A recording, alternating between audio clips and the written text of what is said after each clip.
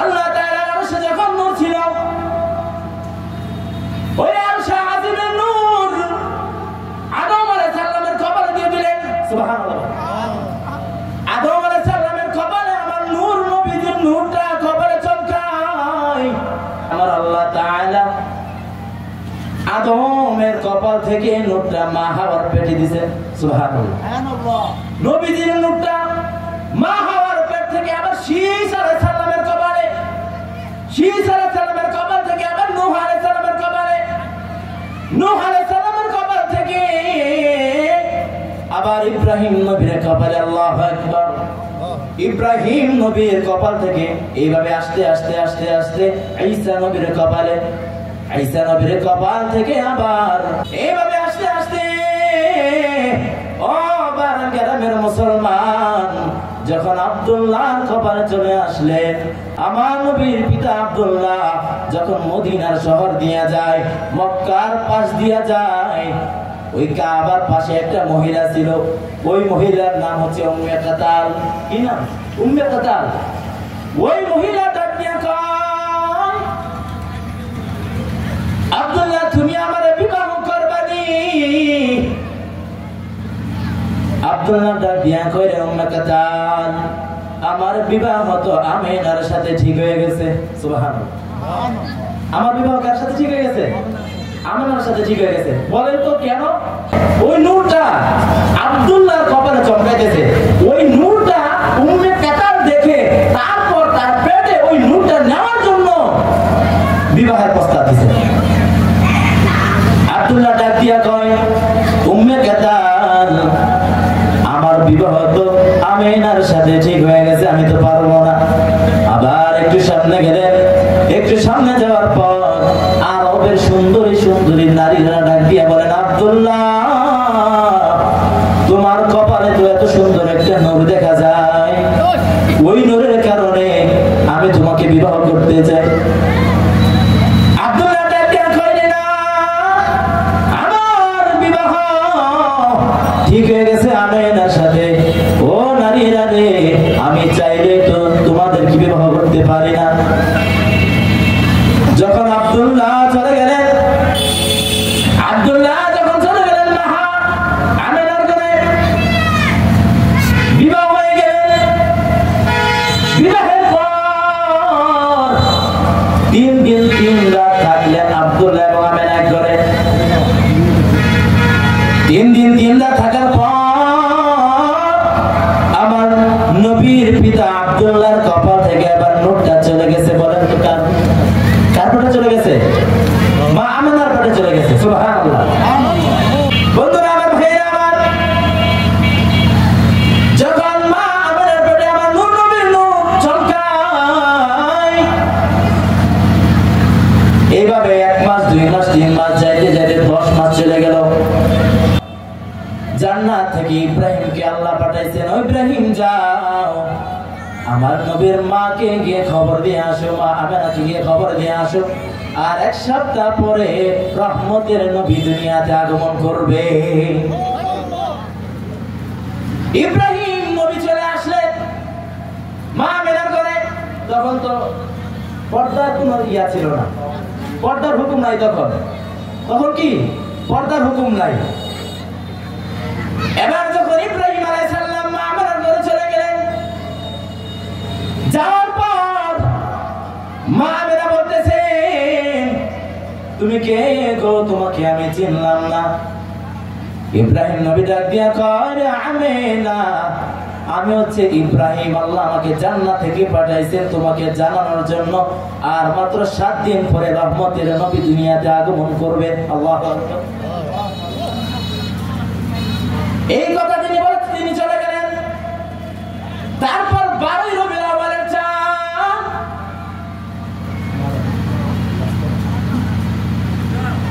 12 রবিউল আউয়ালের চাঁদ যখন চলে আসলেন, এবার আমার আল্লাহ জান্নাত থেকে 4 জন নারী পাঠাইলেন। কয়জন? 4 জন নারী পাঠাইলেন। 1 নাম্বার আদমের স্ত্রী হাওয়া, 2 নাম্বার ইব্রাহিম নবীর স্ত্রী হাজারা, তিন নাম্বার ঈসা নবীর মা মরিয়ম। এভাবে আল্লাহ চারজন নারী পাঠাইছেন মা আমেনার ঘরে। মা আমেনা ডাক দিয়া কয়, তোমরা চারজন নারী কারা? তোমাদেরকে তো আমি চিনি না। এক এক ভাবে তারা চারজনের পরিচয় দিলেন। এবার নবীর মা জানতে চায়, তোমরা কিসের জন্য আসছো আমার কাছে? কি কারণে আসছো? এই চারজন নারীর জবাবে কি হয়? সুবে সাদিক যখন নদীতে হবে, তার আগে রহমতের নবী দুনিয়াতে আগমন করবেন।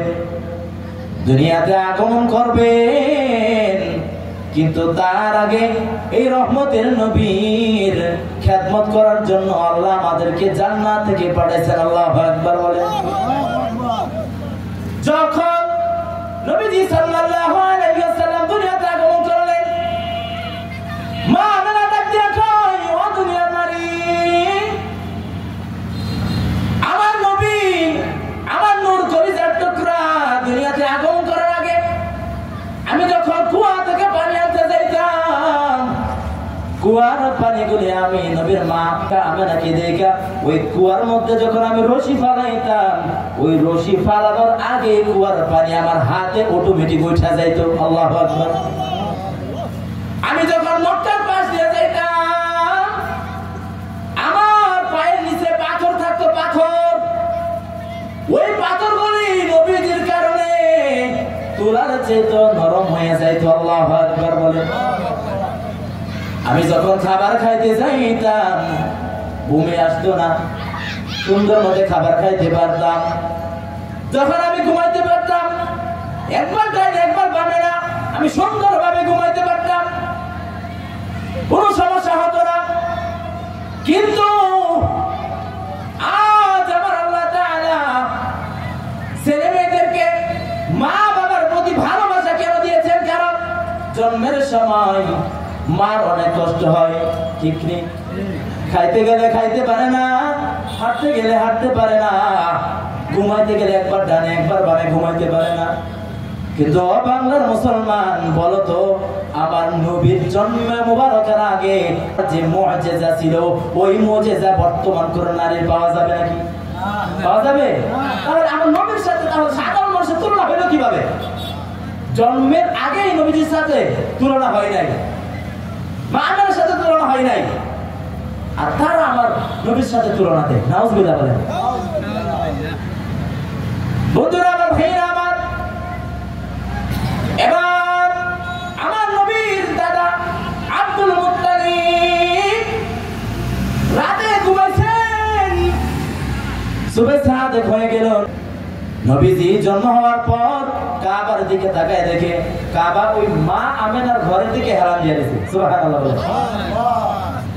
আব্দুল মুত্তালিব ডাক দিয়ে কই, কাবা, কিছুদিন আগে ইয়ামিনের বাদশা আব্রাহা হাজার হাজার সৈন্য নিয়ে তোমাকে ভাঙার জন্য আসছিল, কিন্তু ভাঙতে পারে নাই,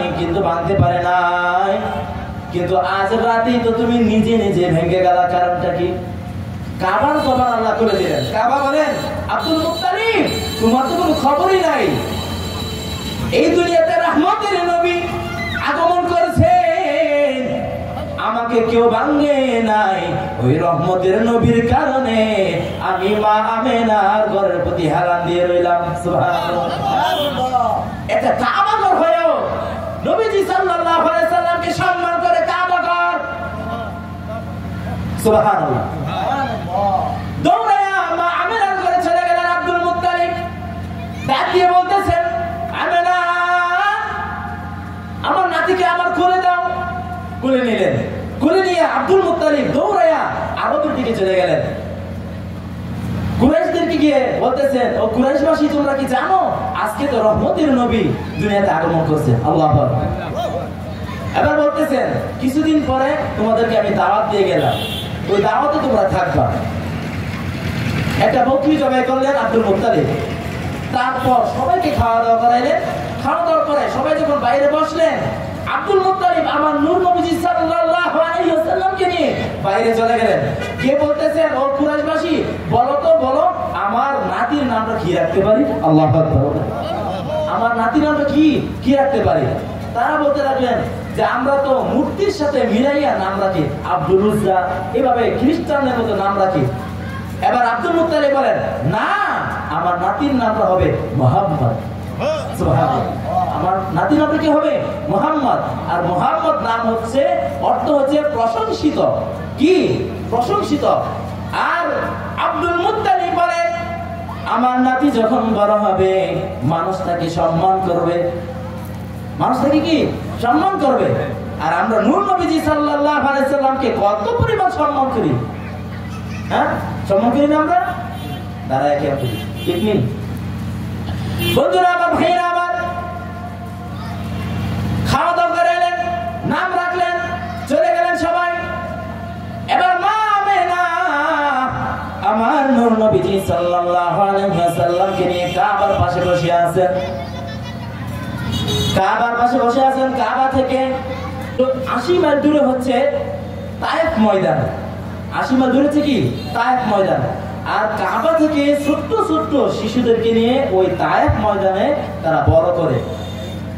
কারণ ওই তায়েফ ময়দানের আবহাওয়াটাও ভালো, অনেক সুন্দর, ঠান্ডা, আবহাওয়াটা ভালো। এই জন্য তারা মক্কা থেকে শিশু বাচ্চাদেরকে নিয়ে তায়েফ ময়দানে লালিত পালিত করতেন। এবার সবাই চলে আসলেন কাবাতে, ছোট্ট ছোট্ট বাচ্চাদেরকে নিতেন। কিন্তু যার যার মতন বাচ্চা নিতে আছে, কিন্তু আমার নবীজি সাল্লাল্লাহু আলাইহি সাল্লামের কেউ ধরে না। নবীজি সাল্লাল্লাহু আলাইহি সাল্লামকে কেউ ধরে না, কারণ আমার নবীজি ইতিম। আমার নবীজি কি? আমার নবীজির আব্বা আছে তখন? আমার নবীজির আব্বা নাই। মা আমেনা আমার নবীজি সাল্লাল্লাহু আলাইহি ওয়াসাল্লামকে নিয়ে বসে আছেন। যার যার মতন চলে গেলেন বাচ্চা নিয়ে। একটু পরে চলে আসলেন মা হালিমা। মা হালিমা কি চলে আসলেন। এবার মা হালিমা যখন চলে আসলেন, আসার পর বাচ্চা না পেয়ে কাবার পাশে তাকিয়ে দেখেন নূর নবীজি সাল্লাল্লাহু আলাইহি সাল্লামের কাছ থেকে ওইখান থেকেই নূর চমকাইতেছে, আলো চমকাইতেছে। সুবহানাল্লাহ। ওই আলো দেখে, নূর দেখে মা হালিমাতুস সাদিয়া রাদিয়াল্লাহু তাআলা আনহা ওইখানে গেলেন। যাওয়ার পর এবার আমেনাকে বলতেছে, ও আমেনা, এই শিশু কি তোমার? বলতেছে, হ্যাঁ আমার। বলতেছে, তাহলে আমাকে দিয়ে দাও, আমি এই শিশুকে লালিত পালিত করব। সুবহানাল্লাহ। আর ওই যখন কাবাতে আসলেন তায়েফ থেকে গাধায় সাওয়ার করে, তখন সবার গাধা ছিল শক্তিশালী, সবার গাধা চলে আসছে আগে আগে। কিন্তু মা হালিমার গাধাটা ছিল দুর্বল, শক্তি ছিল না। আস্তে আস্তে আস্তে আস্তে আইসেন কাবার মধ্যে। কিন্তু নবীজি সাল্লাল্লাহু আলাইহি ওয়াসাল্লামকে নিয়ে যখন ওই গাধায় উঠলেন, গাধায় ওঠার পর সবার চাইতে আগে চলে গেলেন ওই তায়েফ ময়দানে। সুবহানাল্লাহ বলেন। সবাই অবাক হয়ে গেলেন, কিরে হালিমার গাধা তো ছিল দুর্বল, কিন্তু হঠাৎ করে এত শক্তি হইলো কিভাবে? সবার আগে আবার কিভাবে চলে গেল? চলে গেলেন। এবার যাওয়ার পরে মা হালিমাতুস সাদিয়া রাদিয়াল্লাহু তাআলা আনহার পিছনে অনেক পরিমাণ আল্লাহ তাআলা নবীজি সাল্লাল্লাহু আলাইহি সাল্লামের কারণে দুধ দিয়েছেন। সুবহানাল্লাহ বলেন। তারপর তার গাদার মধ্যে দুধ দিয়েছেন, যা খেয়ে শেষ করা সম্ভব না। এত পরিমাণ আল্লাহ তাআলা নূর নবীজি সাল্লাল্লাহু আলাইহি সাল্লামের কারণে দুধ দিয়েছেন। শুধু রহমত আর রহমতে প্রকাশ পেতে শুরু করলেন। এবার আরববাসীরা অবাক হয়ে বলতেছেন, কি রে হালিমার করে হঠাৎ করে এই রহমত আবার কিভাবে প্রকাশ পাচ্ছে? এবার হালিমার যেই জায়গার মধ্যে, যেই জমিনের মধ্যে তার গাধাকে ঘাস খাওয়ায়, ওই জমিনের মধ্যে সবার গাধাকে ঘাস খাওয়াতে নিলেন। যেহেতু এই জমিনের মধ্যে এই খেতে হালিমার ঘরে হালিমার যে গাধাটা ছিল, এই গাধা খেয়ে এত পরিমাণ দুধ হয়েছে, তাহলে আমাদের তো হবে। আচ্ছা বলেন তো, হালিমাতুস সাদিয়া রাদিয়াল্লাহু তাআলা আনহার ঘরে যে এত পরিমাণ রহমত, এটা কি ঘাস খাওয়ার কারণে নাকি নূর নবী সাল্লাল্লাহু আলাইহি ওয়াসাল্লামের কারণে? সুবহানাল্লাহ বলেন। বন্ধুরা আমার, ভাইরা আমার, কিন্তু আরববাসীরা বুঝতে পারে না আমার নূর নবীজি সাল্লাল্লাহু আলাইহি ওয়াসাল্লামের এই রহমতের কারণে এত পরিমাণ রহমত হয়েছে হালিমাতুস সাদিয়া রাদিয়াল্লাহু তাআলা আনহার ঘরে। কিন্তু সবাই মনে করতেছে ঘাস খাওয়ানোর কারণে এমন পরিবার রহমত। সুবহানাল্লাহ। বন্ধুরা আমার, ভাইরা আমার, তাহলে তো বলেন নবীকে